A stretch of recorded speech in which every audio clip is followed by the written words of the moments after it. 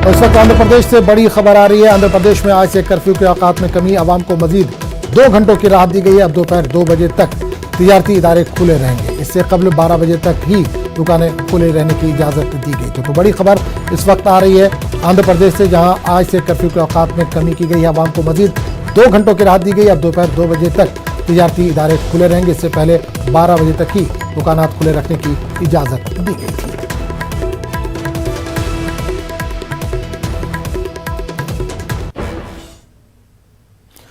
Corona वबा के दौरान बाहमी इमदाद और इंहिसार का जज्बा मुस्तहकम हुआ है। मुल्क इस वबा से मुत्तहिद होकर मुकाबला कर रहा है। टीकाकारी के ऐलान के बाद हम बेहतर ताउन करें, जिससे हम कोरोना को मात देने की जानिब कदम बढ़ा सकें। नेटवर्क के टीम इस मुहिम में हर कदम पर आपके साथ रहेगा। जब तक सभी महफूज नहीं, तब तक कोई महफूज नहीं होगा। इसी सोच की बुनियाद पर हमारी मुहिम संजीवनी का मकसद ये यकीनी बनाना है कि वैक्सीन पाना सभी हिंदुस्तानियों का हक है।